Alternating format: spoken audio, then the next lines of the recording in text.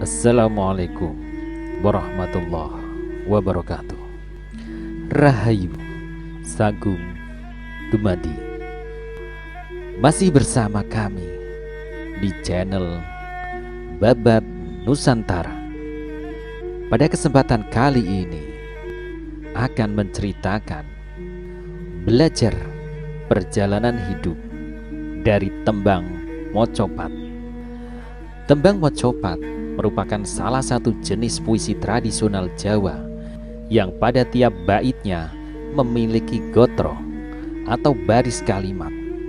Gotro sendiri tercipta dari suku kata atau guru bilangan tertentu.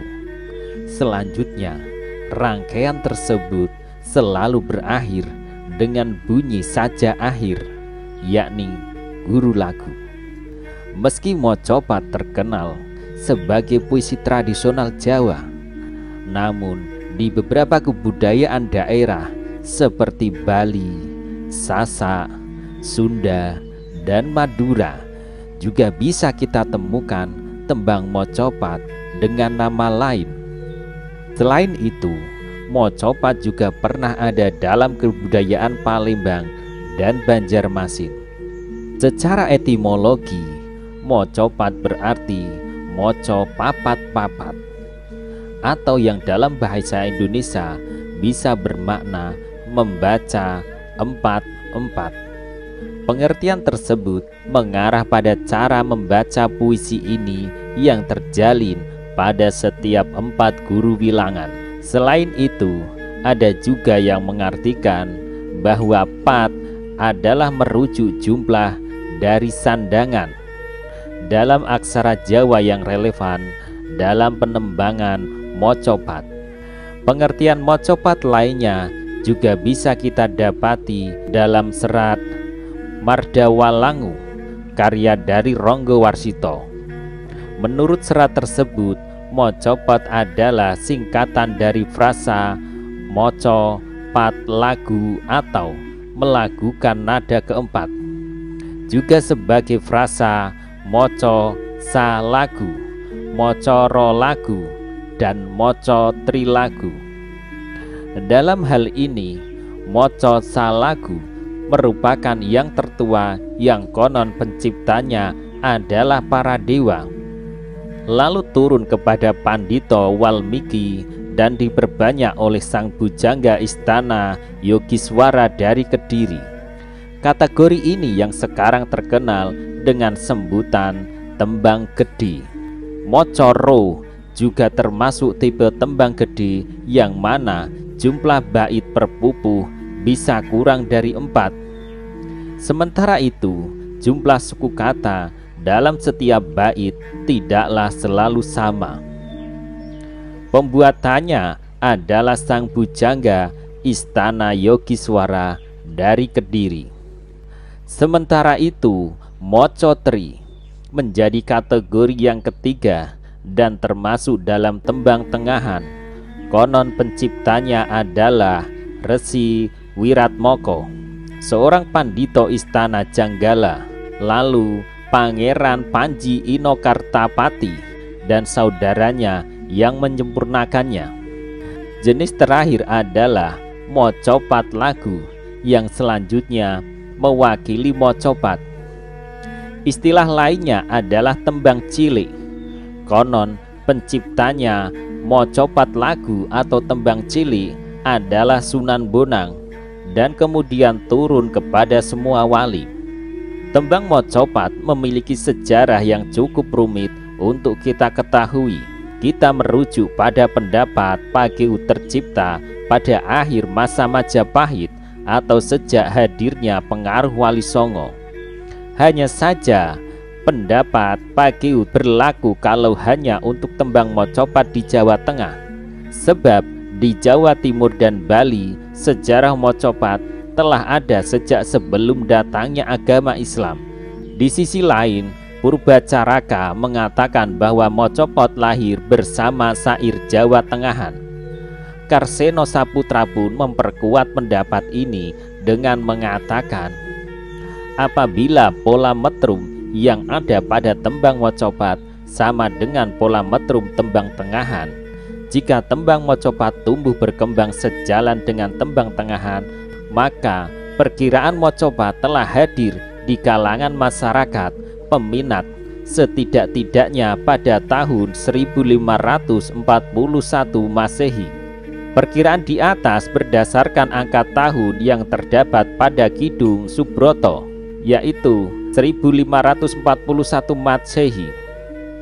Sekitar tahun tersebut hidup berkembang puisi berbahasa Jawa kuno, Jawa Tengahan, dan Jawa Baru, yaitu Kekawin, Kidung, dan Mocopat. Tahun perkiraan di atas sesuai pula dengan pendapat Zoetmulder. Lebih kurang pada abad ke-16 di Jawa hidup bersama 3 bahasa, yaitu Jawa kuno, Jawa Tengahan, dan Jawa Baru. Meskipun begitu, selalu saja terdapat sumber lain yang memperkirakan bahwa tembang mocopat tercipta tidak hanya dari satu orang saja, tetapi oleh beberapa orang wali dan bangsawan. Sebut saja Sunan Giri Kedaton, Sunan Giri Prapen, Sunan Bonang, Sunan Gunung Jati, Sunan Muria Pada, Sunan Kalijogo, Sunan Derajat, Sunan Kudus, Sunan Geseng, Sunan Mejagung, Sultan Pajang, Sultan Adi Eru Cakra, dan Adipati Notoprojo. Kajian ilmiah menyebutkan bahwa terdapat 2 pendapat yang berbeda mengenai mocopat. Jika pendapat pertama mengatakan mocopat adalah lebih tua dari tembang gede, pendapat yang kedua mengatakan sebaliknya. Selain itu, ada juga pendapat lain tentang timbulnya mocopat berdasarkan perkembangan bahasa.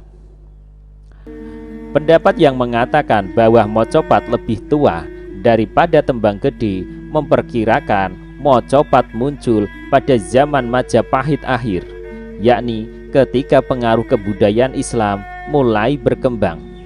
Purbacaraka mengemukakan bahwa timbulnya mocopat bersamaan dengan kidung, dengan anggapan bahwa tembang tengahan tidak ada.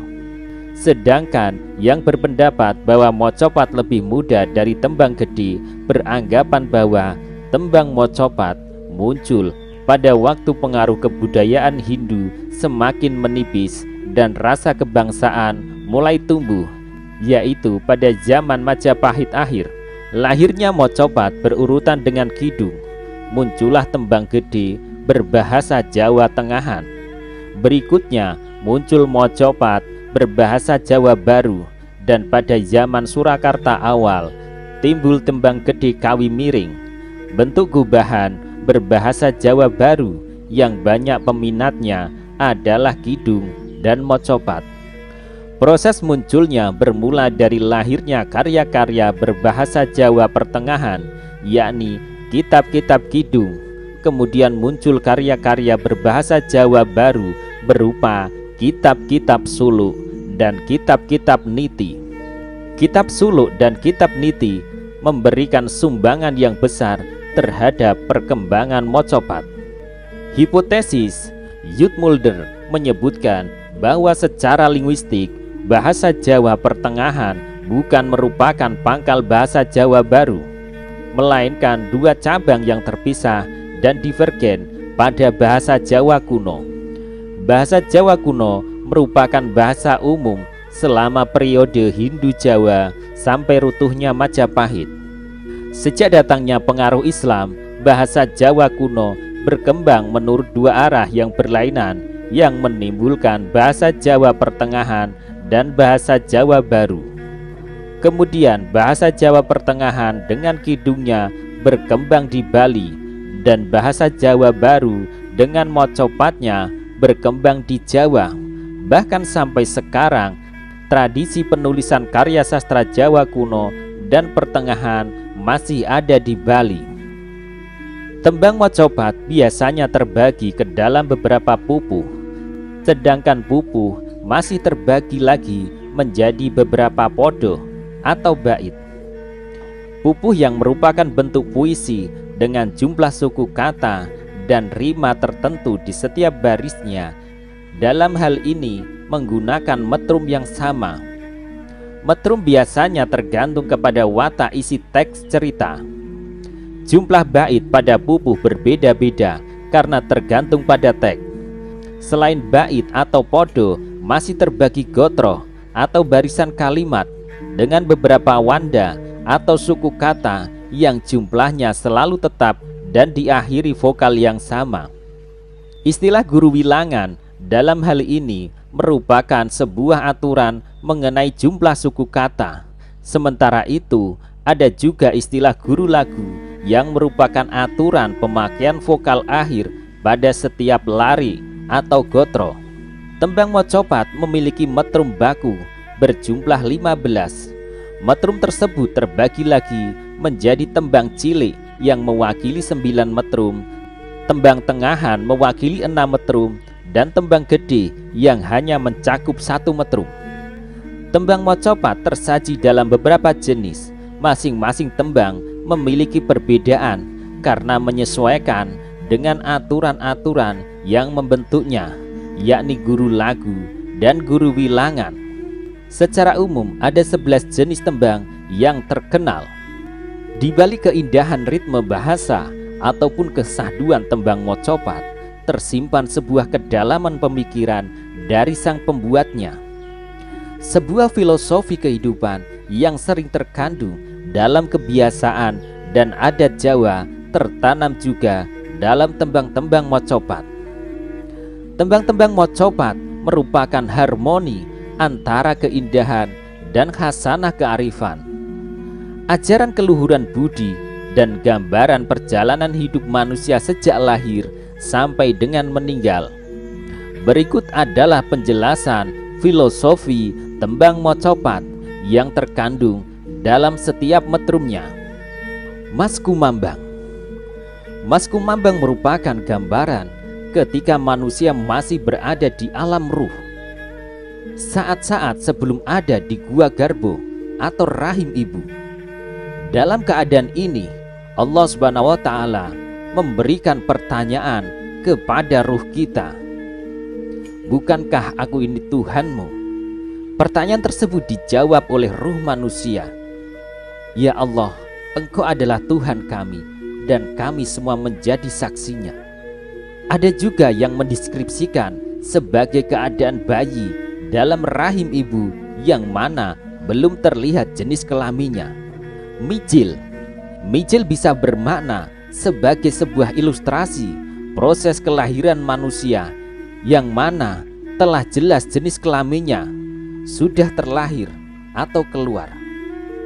Kinanti berasal dari istilah kanti yang berarti dituntun supaya bisa berjalan, menjadi lambang hidupnya anak kecil atau bayi yang perlu tuntunan lahir dan batin supaya bisa berjalan di dalam samudra alam dunia.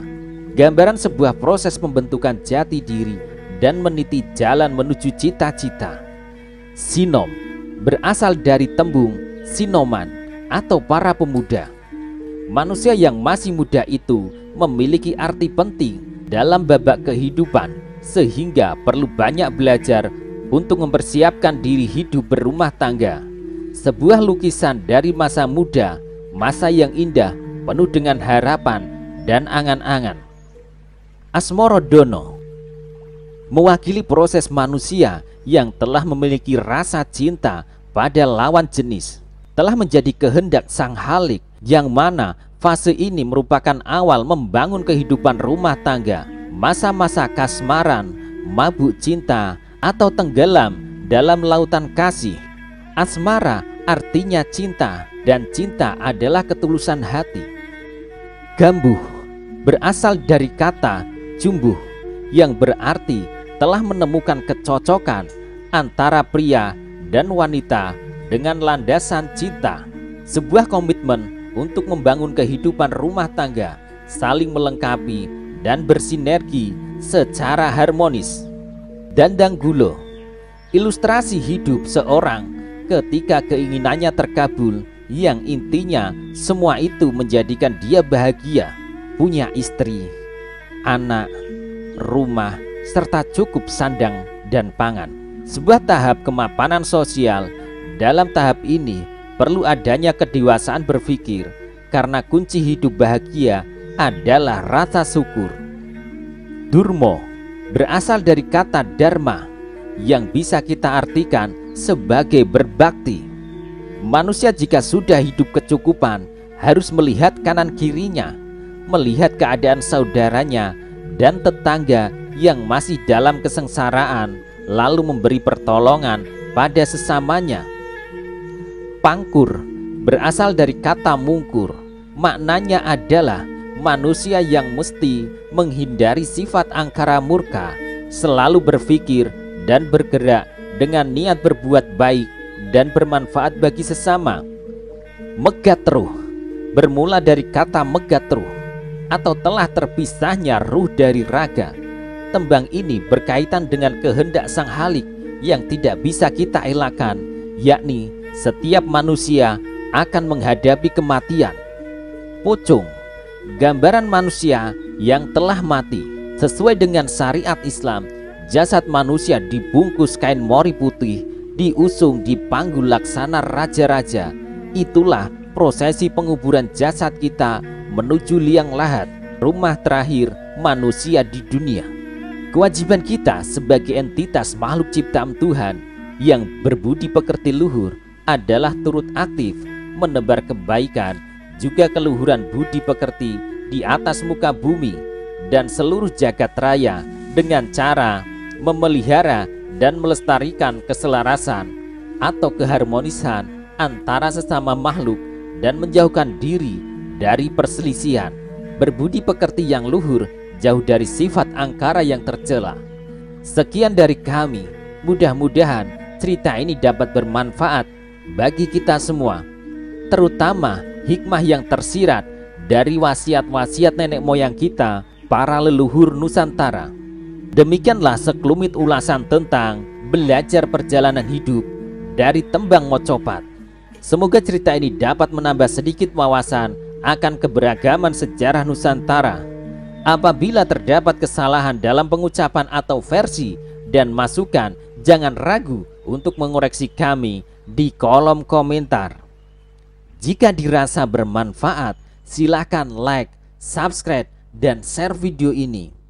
Akhir kata, semoga kita selalu diberkahi dalam menjalani kehidupan ini. Terima kasih telah menyaksikan video ini. Mugia Rahayu Sagung Dumadi. Wassalamualaikum warahmatullahi wabarakatuh.